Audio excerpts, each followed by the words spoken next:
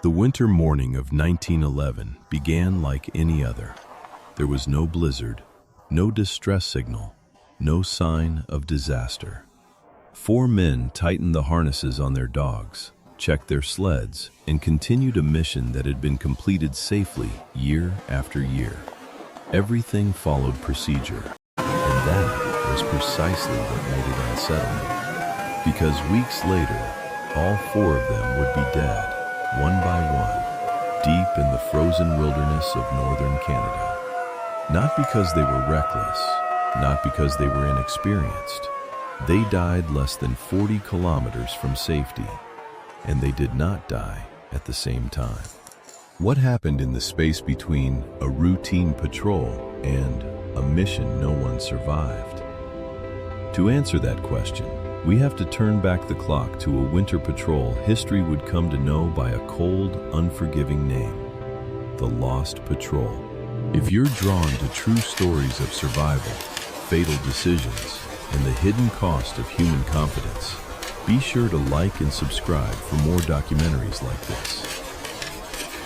Yukon, a land that does not allow mistakes. In the winter of 1911, the Yukon was still one of the most isolated regions in North America. Located in western Canada along the border with Alaska, it covered an area nearly the size of Spain or Sweden, yet fewer than 9,000 people lived across the entire territory at the time. That meant, on average, there was 1 person for every several square kilometers of land. And between those people were vast stretches of emptiness. No towns, no major roads, no infrastructure that could summon help if something went wrong. The climate of the Yukon was not dangerous simply because it was cold, but because it was extreme. Temperatures could remain near minus 40 degrees Celsius for days at a time. And in a small settlement called Snag, a reading of minus 63 degrees Celsius was recorded, the lowest temperature ever measured in North America. In conditions like these, mistakes do not kill immediately. They weaken the body first. The landscape offered no forgiveness either. The Richardson Mountains stood directly across the routes that travelers were forced to take. Rivers appeared frozen solid, yet the thickness of the ice changed constantly as water moved beneath the surface. Dense forests made visual navigation unreliable, and farther north, the trees disappeared altogether, giving way to open tundra where wind struck exposed skin without obstruction. In 1911, the Yukon had no widespread telegraph system. There was no signal, no communication network, no way to call for assistance if a patrol encountered trouble. Once a team departed, they understood that if something happened, no one would know for weeks, possibly months. Within that system, dog sleds were not merely a means of transportation. They were the lifeline. The only way to move mail, deliver orders, and maintain any connection between Canada's remote northern outposts. Because of this, winter mail patrols by dog sled came to be seen as routine. Dangerous, but familiar. And when danger becomes familiar long enough, people begin to believe they understand it and control it. In the Yukon, mistakes do not accumulate, they multiply. So in a land where every decision had to be precise, who was entrusted with leading a journey like this?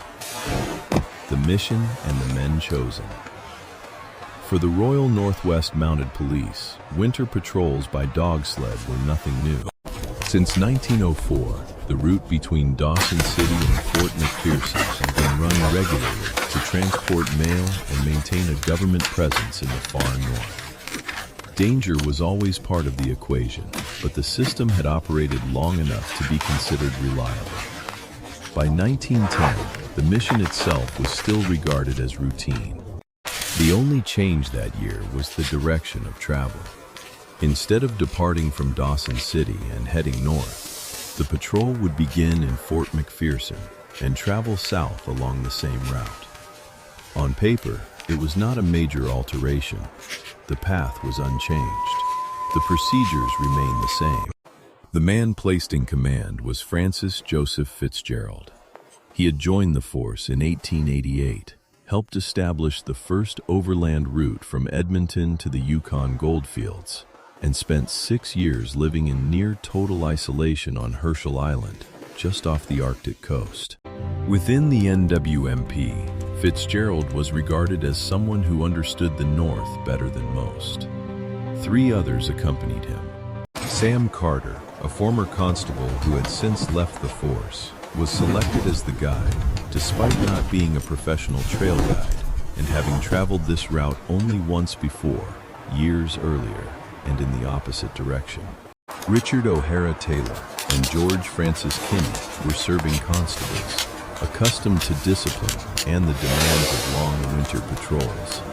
The patrol's equipment reflected how this mission had always been carried out. 3 sleds, 15 dogs, approximately 1,300 pounds of supplies and provisions, along with 30 pounds of men. Not excessive, but sufficient for a journey calculated according to plan. At the moment of departure, there was nothing to suggest that this patrol would differ from those that came before it. The weather was harsh, but not unusual. The men were experienced, the system was familiar, and that familiarity carried an unspoken assumption that every significant risk had already been accounted for. None of them set out believing they were entering a situation beyond their control.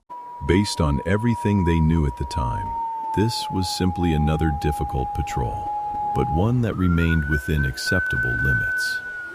So when did the first mistake actually occur? The first time they lost the trail and still had a way out. On December 21st, 1910, the patrol departed Fort McPherson and began moving south. The first days unfolded exactly as planned. The dogs worked steadily. The cold was severe, but expected. Within the first 4 days, they covered solid ground enough to reinforce the belief that the journey was progressing normally. On December 26, that confidence began to shift, in a way that was difficult to detect at first.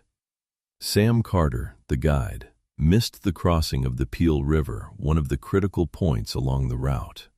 There were no markers, no signs.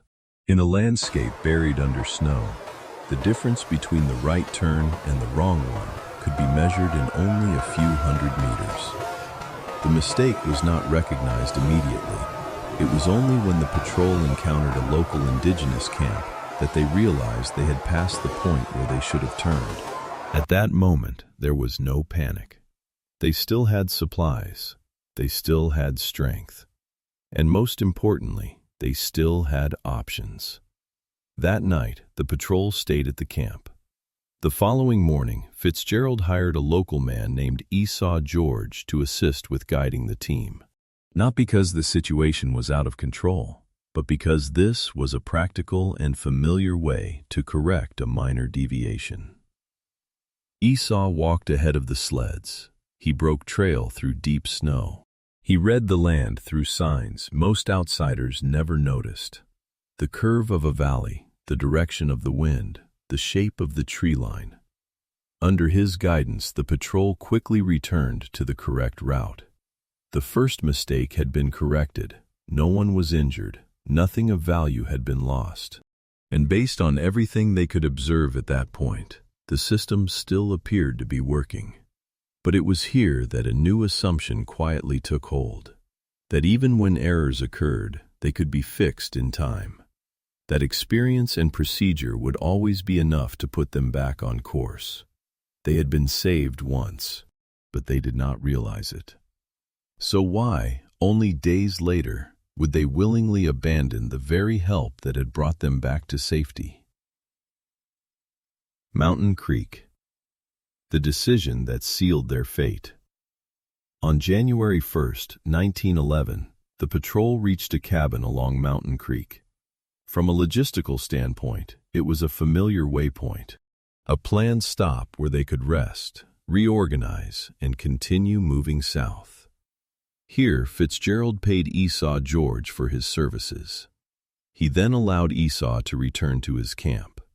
There was no argument, no urgency, no indication that the situation was deteriorating. At that moment, the decision appeared entirely reasonable. The earlier deviation had been corrected. The patrol was back on the proper route. And by the logic of winter mail patrols, additional assistance was no longer necessary. From the moment Esau turned back, the structure of the patrol changed in very specific ways. They no longer had a local guide who understood the land through lived experience. No one walked ahead to break trail, reducing the strain on the dogs. There was no longer a realistic ability to hunt and supplement supplies if needed. But these losses were not recognized as losses. They were seen as a return to normal operations.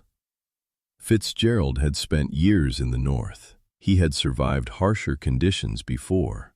Sam Carter had guided the patrol correctly in recent days. Based on everything they knew at that time, the system still appeared to be operating within safe limits. In the mindset of an officer, orders must be simplified. The chain of command must remain clear. And once a single individual is responsible for navigation, relying on knowledge outside that structure is no longer considered necessary. No one described this as underestimating indigenous knowledge. They simply believed their own experience was sufficient. They did not lose a guide. They lost a way of understanding the land. And how quickly would the consequences of that decision begin to appear? Forest Creek, when pride became a death sentence. After leaving Mountain Creek, the patrol continued along the Little Wind River. This was a familiar stretch of the route, where they were meant to turn into a smaller tributary known as Forest Creek, in order to cross the Richardson Mountains and continue south. Sam Carter led the way, searching for that turn. But Forest Creek never appeared. There were no markers, no clear landmarks. Only a snow-covered river that looked identical to the stretches they had already passed. They traveled about 8 miles beyond the turn before suspicion set in. Then they kept going. Eventually, the distance grew to nearly 40 miles. At this point, the problem was no longer simply being off course. It was that no one knew how far off course they were. Under normal circumstances, missing a turn could be corrected. But here, each passing day meant supplies were being consumed, strength was fading, and the margin for safety was shrinking. Fitzgerald continued to trust Sam Carter, not because he failed to recognize the risk, but because changing course now meant admitting they had been wrong for days. They kept searching for Forest Creek, day after day. In total, 9 days were lost to confirming a single reality. They were no longer where they needed to be. Those 9 days consumed a significant portion of the supplies calculated for the entire journey. And with each delay, the remaining options narrowed. Turning back was no longer just a technical decision. It had become a personal one. It meant admitting failure, admitting a loss of control, and accepting damage to the authority of the man in command. In all his years in the North, Fitzgerald had never been forced to turn back under these conditions. And within the logic of that moment, pressing forward still seemed like the less costly choice. But when the decision to return to Fort McPherson was finally made, an invisible line had already been crossed. They were not even halfway through the journey, yet much of their reserve food was already gone. In the Arctic, pride weighs more than food. When they finally turned back, how much did they have left? Dying slowly in desperation. On January 18, 1911, the patrol began the return journey toward Fort McPherson. The decision was not driven by confidence, but by the absence of any remaining alternatives. By that point, their food supply had reached a critical level. The rations calculated for a 30-day journey had been consumed during the days spent searching for Forest Creek. Almost nothing remained in reserve. They began killing the sled dogs for food. This was not an immediate act of panic, but the last rational choice available within a system that had already fallen out of balance. But this food could not sustain them for long. Arctic dog liver contains extremely high levels of vitamin A, leading to poisoning. At the same time, the complete absence of fresh food caused scurvy to set in. Wounds healed slowly, strength drained rapidly. Frostbite advanced deeper into flesh under continuous temperatures below -40 degrees Celsius. On January 24th, while crossing an unstable stretch of frozen river, 2 members of the patrol broke through the ice and were soaked to the waist. In those temperatures, wet clothing was not an inconvenience. It was a direct assault on survival. From that point forward, their pace nearly collapsed. All 4 men were severely weakened. There was scarcely a night that passed without sacrificing another dog. Richard O'Hara Taylor was the first who could no longer continue. His body was later found with a gunshot wound to the head. According to official records, the death was ruled a suicide. But for decades afterward, alternative explanations persisted. A firearm accident during delirium, or a shot fired as an act of mercy. There was never enough evidence to fully close the question. The remaining men continued moving in a state close to automatism. There was no longer a long-term plan, only the shortest possible objective: one more day.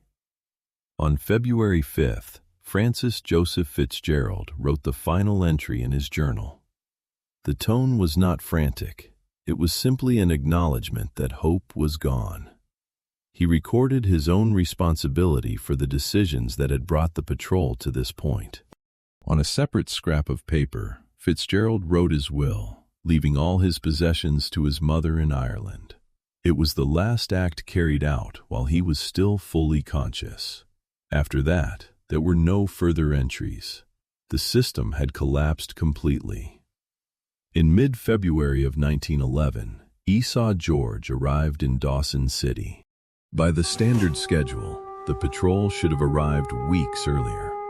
But there was no mail, no message, and no one in town knew where they were. The delay was enough to raise concern. A search party was assembled and sent north along the route to Fort McPherson, carrying supplies prepared for the worst. On March 21st and 22nd, 1911, the rescuers began to find the first signs. Old campsites, long abandoned, cold ashes, a cooking kettle. Inside it, leather cut from a sled harness, boiled and eaten when nothing else remained. Not long after, they found the bodies of all 4 men.